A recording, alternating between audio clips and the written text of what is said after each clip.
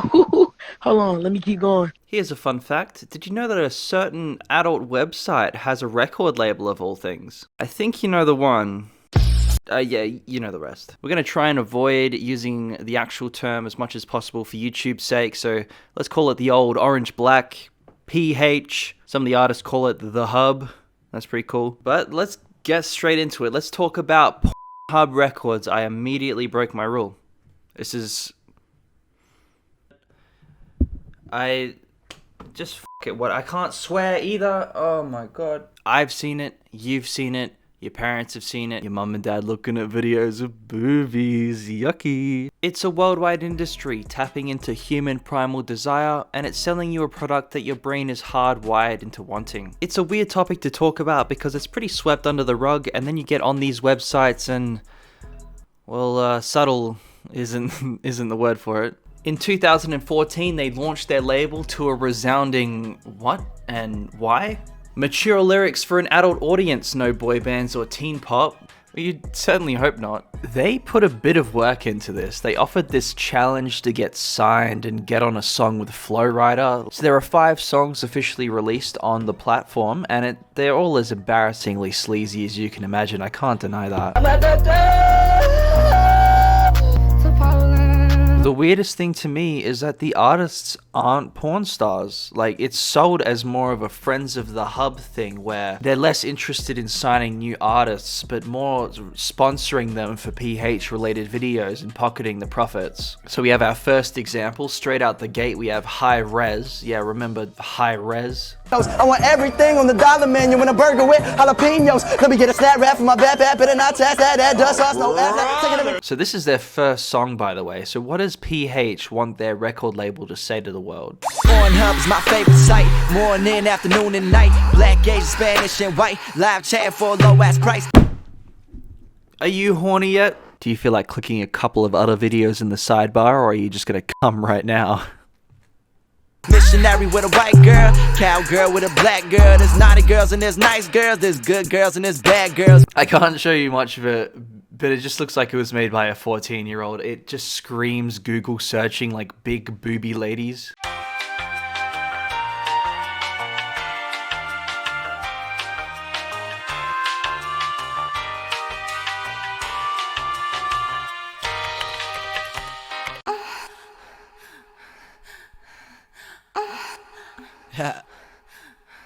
Yeah.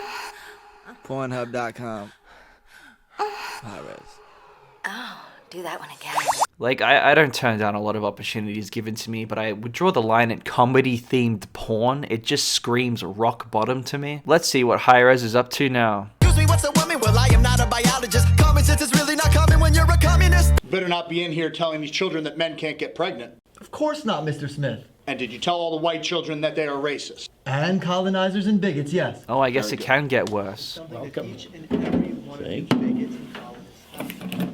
Is that epic mealtime? Herein lies the first confusing aspect of this idea. It's probably missing the biggest reason why people come to this side of the internet to begin with. No one is flocking to Pornhub.com to watch a battle rapper. Quite possibly the least sexually appealing thing on the planet. Let me just say, I like to get close and personal with a razor-sharp object. But like, even the worst examples of music in pornography have those bass riffs and those like slimy twangs of the electric guitar. It has that identity of being porn music. Coolio does not make me think of porn music.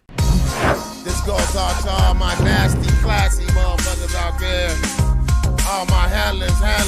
He just released a normal song, same sort of thing, just talking about how this is the coolest website and you just gotta be on this website all the time, product placement everywhere. I can't show you much of it though. I saw a pussy and a titty, an ass cheek. It kept a smile on my face since last week. The funniest thing about this is he decides to release this video on YouTube in 2020, just heavily censored and leaving fans really confused. But still, I'm just so confused about the direction they want to go with this. None of this makes me want to take my clothes off and get jiggy with it. Because this is why you would advertise it as a PH product, right? Why else would you slap the logo on it? We're talking about sex. Shouldn't it get you in the mood for sex? If not, then this is the most pointless product placement in history. And that's completely subjective. We all have our rituals. I'm a Family Guy Funny Moments household myself. If you forced me to make an album in this manner, I would sway more onto the R&B side with people like Ty Dolla $ign and maybe like Chris Brown. Traditionally, I thought the songs that really were synonymous with sex would be something akin to like a lit candle or some rose petals on the bed, not something that feels like the equivalent to like a steel drum of KY jelly. So straight away, you're just thinking of these R&B people like The Weeknd, The Dream, people that can have such a passionate range while keeping it cool and smooth. Maybe some, sweeping melodies to really feel unity in the room. It's like that Glass Animals song that was going around for a while. Everyone was calling it the sex song. There does seem to be a collective idea of what a song about passionate lovemaking sounds like. When I think attractive people mushing faces together, I think of Lavage's Music to Make Love to Your Old Lady by. I found this record by complete accident. Do you remember that meme from 2 years ago of Daffy Duck talking about slamming his penis in the car door? There was a couple layers down into the meme, there were a variation that used an instrumental from this album, and after finding the full thing, I was hooked. Coming to my window, it's open every night. I slam my penis in the car door. It's comfy.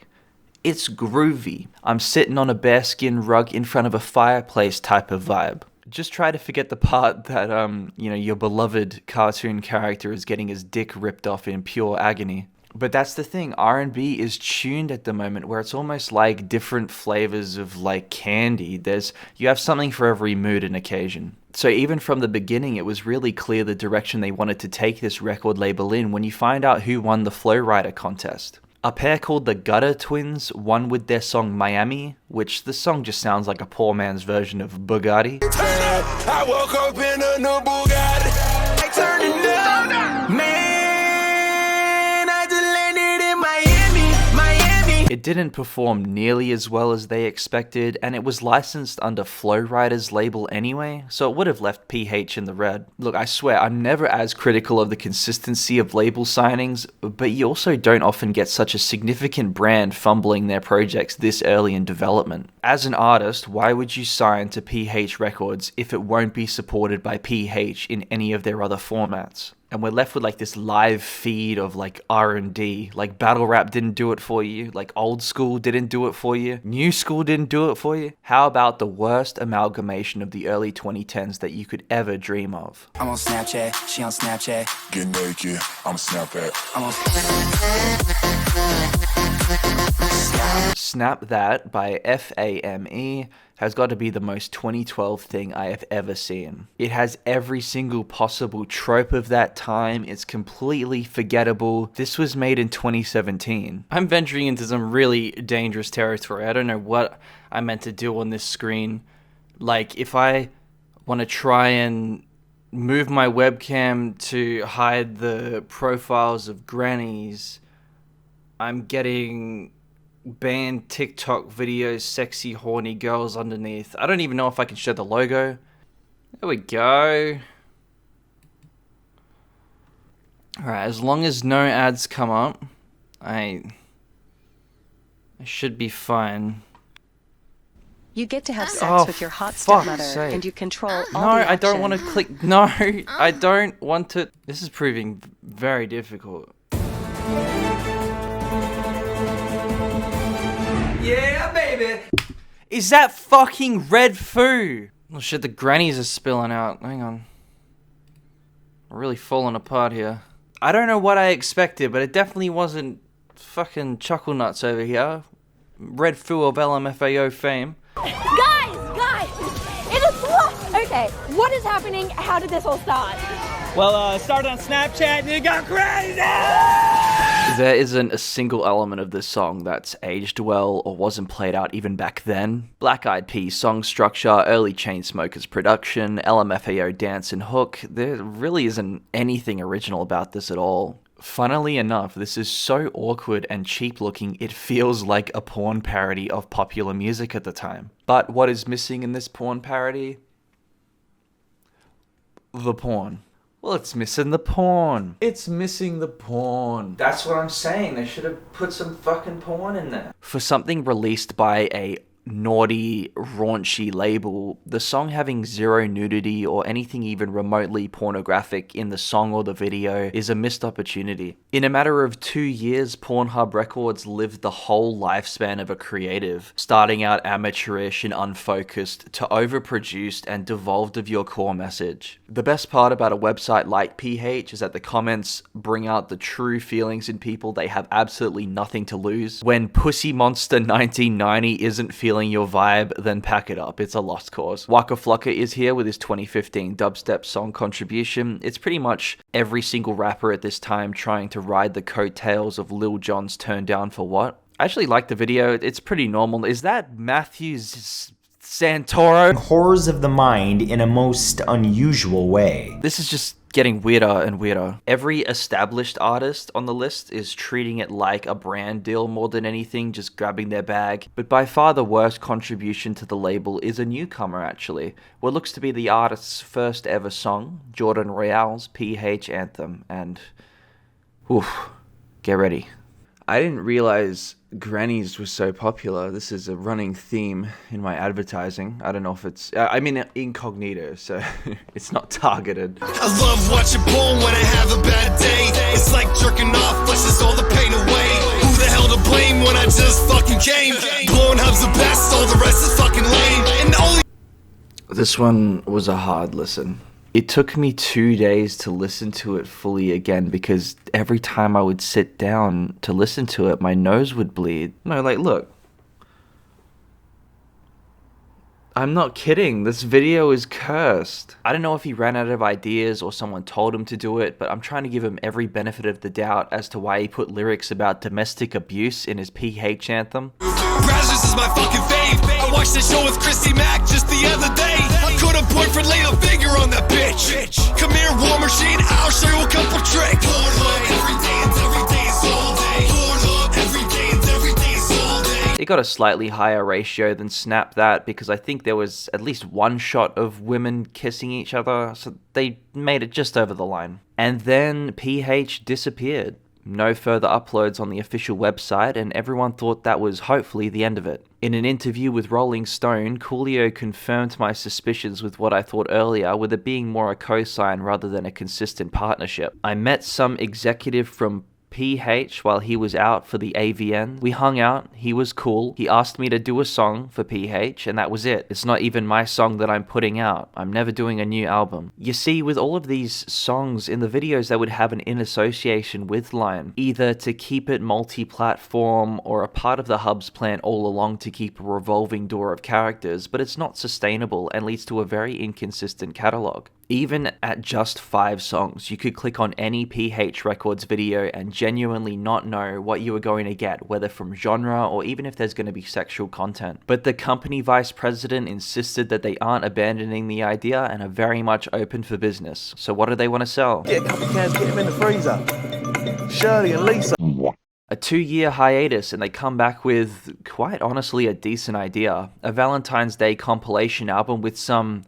well, I wanted to say big names, but it seems like whoever picked up the phone. I don't know who this Corey Price guy is, but it's a good thing sex work is a sustainable industry because he has no idea what the fuck he's doing. We wanted to show our fans some love by curating an album so seductive that it would make Cupid himself blush and is guaranteed to end your night with a bang. With over 100 million people visiting PH daily, we know what gets people in the mood. When you feel like the night is about to reach its crescendo, dim the lights and throw this album on. You'll thank us later. I knew this song was the perfect fit for PH's first album, said Lil Xan. I love what they're doing with this. I hate what they're doing with this. She a bad hoe, she a bad hoe. Just suck my dick and niggas splat, whoa. Shake It is one of the least appropriate things I have ever heard for a romantic album. I can guarantee 100% if you put a woman down and Lil Xan says, just suck my dick and it goes splat, like, we're in the C-bat level of the sex music iceberg. Remember when Big Sean said that shit like, she make my boing boing go sproing? Am I remembering that correctly? She put that thong on my groin, then it go boing. Got my fronter on her bumper. Wait a minute. I'm Quagmire, I fuck hoes, my cash flow, I giggity get it. Get this guy on the fucking Pornhub album, what are we doing? I was thinking for a long time what this album makes me feel like, and it gives me the vibes of like a fish evolving out of water and starting to walk. There are like parts hanging off it that make no sense and would look much better either evolving the whole way or getting back into the water. Froglet looking ass. Changing what I said earlier, I'm just glad that they didn't have the porn stars try and rap because that always goes so well. MAGA hoe, MAGA nigga, whip a trick, hit a lick, when I'm pussy ass, cornbread, fuck niggas. I don't want to keep sounding like a broken record, but my brain just physically struggles with the fact of putting this on to get someone in the mood. They even stated it in the press release that this is designed for a spark of romance. So let's hold it to that scale as we go through the track list. Look, you can be honest, but personally, does Black China ASMR get you in the mood? I just want my pussy ate. I want my ass ate. For hours. Not really doing it for me. How about P&B rock on this fucking queef instrumental?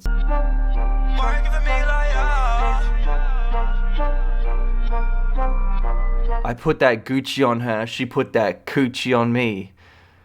Oh, fuck, rest in peace, but Jesus Christ, man. By this point, your partner is scrambling for their clothes and heading for the door. That's when you pull out the wild card. How does a 6ix9ine track with DJ Academic sound? The two people that I fantasize most about in the bedroom. It's that dumb reggaeton phase of 6ix9ine too. It's so weird, we're getting the worst phases of everyone here. This Tokyo song is mixed like shit as well. The kicks are so crusty and loud, they feel like I'm getting shot.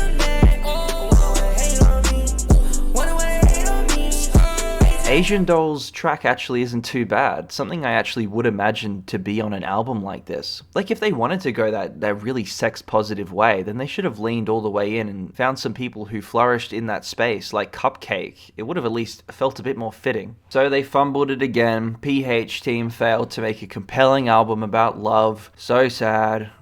What a tragedy. Of course this isn't where the story ends. You should know that by now. Christmas. Because a holiday about family really gets me in the mood thinking about naked people. But they're onto something. XXXmas. That's pretty clever. I like that. 21 months later, by the way. Literally longer than my hiatus from this series. I don't think that was possible. Young Ma is attached this time, which makes sense because she took a step back from music to focus on directing adult films. It seems like the perfect bridge between these two worlds and explains the people that did show up on the album this time. An overwhelming majority of the people featured on this album are female, and they definitely graduate from the Cardi B, Megan Thee Stallion school of rap. Very loud, very in your face. It is a bit more focused than the Valentine's Day one, and they've nailed down the concept, but the concept is pointless and boring. It gets like really uncomfortable at the end actually when they do a fake sex scene in the outro, but that's pretty fitting. Oh fuck. I ain't bust like that in like 100 years. Merry Christmas, bitch. A$AP Ferg is the only male performer on this album, and he's just absolutely like dog shit. Missile, toe, camel, toe, striker, pose, yeah. It feels like a knockoff version of Kanye West's Fade, but instead of skating around the slick beat, Ferg decides to dig his heels in and just absolutely kill any flow of the song. Like this one felt twice as long as the track length, it was rough. And I feel that for all the tracks here, the premise is so paper thin, I don't know how you are stretching 3 minutes and 30 seconds for these songs. It's just 20 minutes of just the same like sexual innuendos and like did any of them cross-check each other, or did they just overhear the person before them refer to their vagina as a cookie and write that down too? It's like wading through mud. It's exhausting. I think I hate this one more than the Valentine's one. I didn't even think that was possible. I don't know what's left for Pornhub Records. Like, I have no idea how this went for so long, but I sincerely doubt there'll be a return of any more projects. It's a great launch pad for some of these up-and-coming rappers who wanted to break into this genre, but simultaneously a cemetery for the established rappers cashing out. When they stopped uploading to the website, they did sort of a scorched earth approach, where they pretty much made the artist pick up the slack on the copyright, which is why I can show some of these in much more depth. However, when you do this approach, there is at least one song which was never recovered. Mihana's You Make Me Feel Like still has a banner ad, but is completely unsupported except for a YouTube re-upload. You make me feel like, you make me feel like hot. You make me feel like, you make me feel like Pornhub 3, 4. Okay, that one was for the best, probably. No one is typing Pornhub into their search bar to listen to some music. Corey Price should be ashamed of himself. If he was ever real to begin with. In fact, it's alleged that all of the executives at Pornhub are completely manufactured. In my research, I have never been able to find a single photo or interview with him apart from press releases. This was especially topical during the time of some of Pornhub's other business ventures, you know, like their child trafficking. But all of Pornhub's press is filtered through an external PR company, and for safety reasons, their names are protected. This goes so much deeper, but unless I'm hearing a Corey Price mixtape, this is where the video ends. I can't do it anymore. The saddest part is that child trafficking was actually more profitable and sustainable for them, so I can officially say Pornhub Records was worse than CP. Wait a minute. CP. Corey Price. Christmas album here. Valentine's here. Thanks for watching. I'll see you guys soon. Fuck. Go, go, go, go! Get that dick out, Santa. Santa's cold. Sitting on his lap, sucking on his pole. That's what they do. That's how they do it.